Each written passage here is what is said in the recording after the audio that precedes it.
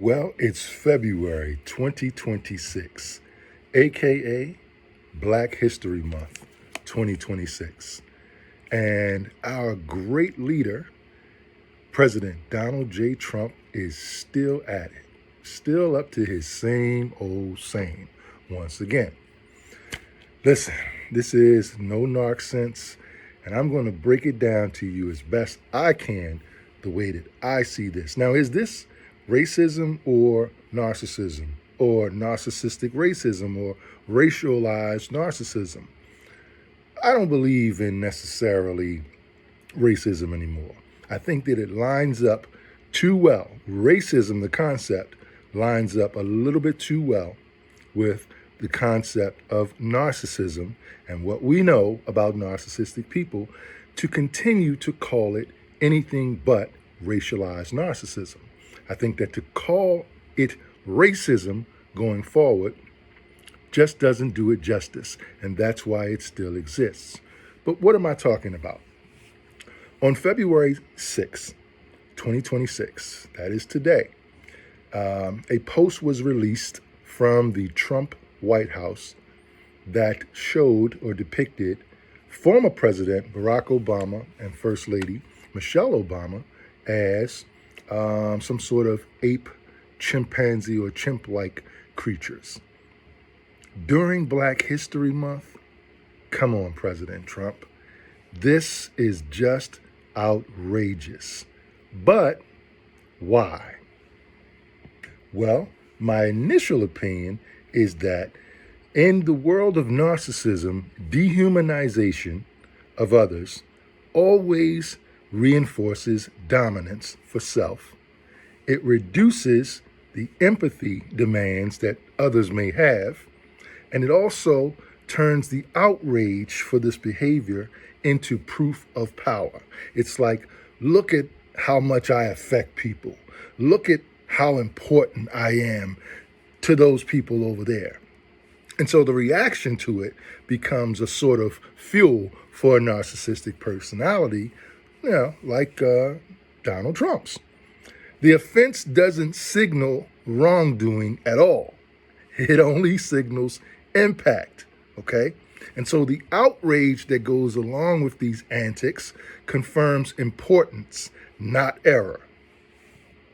You see, for a narcissistic mind, attention is value neutral. A negative reaction is better than no reaction at all, and it answers the question, how important am I? Am I still the central figure of their lives? And so backlash like this can actually reinforce superiority in narcissistic mindsets. It's like they're obsessed with me. They're too sensitive. Well, maybe they can't handle the truth.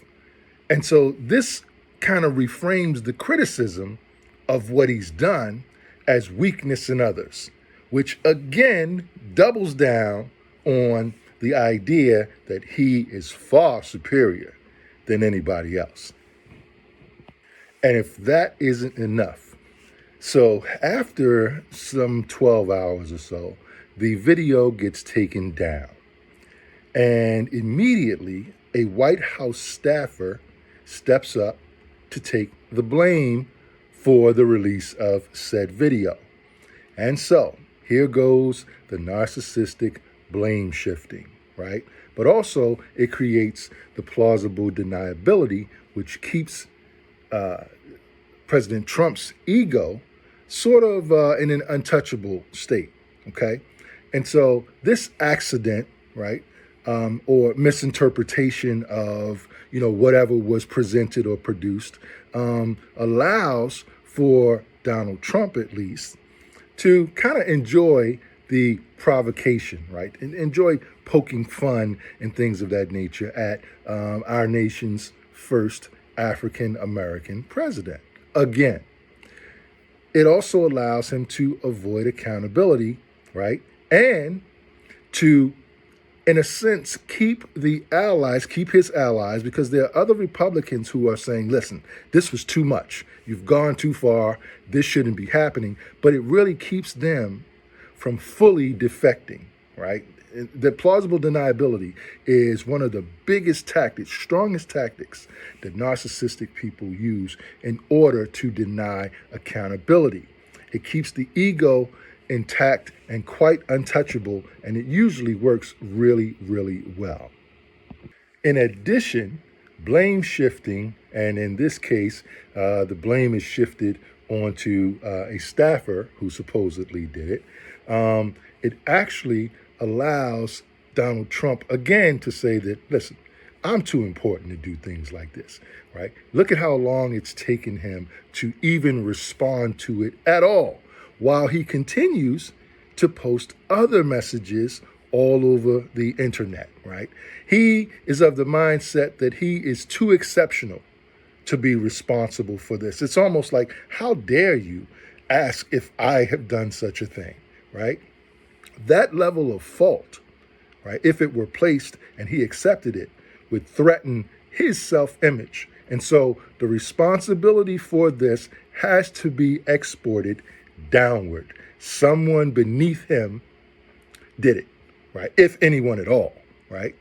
And so that's the way he will go about preserving his superiority as he continues his attempts at dehumanizing former President Barack Obama and First Lady Michelle Obama, as well as attacking the notion of Black History Month without any guilt whatsoever.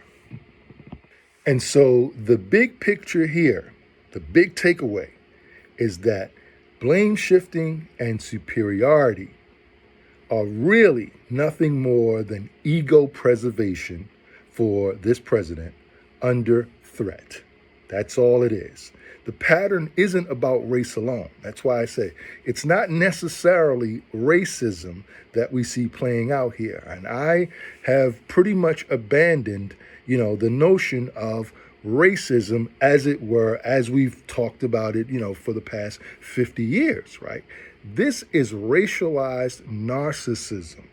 And I think that if we take the conversation into the realm of narcissistic abuse, which clearly in this case is about maintaining dominance, which is what narcissistic individuals love to do, right? It's why they exist, right?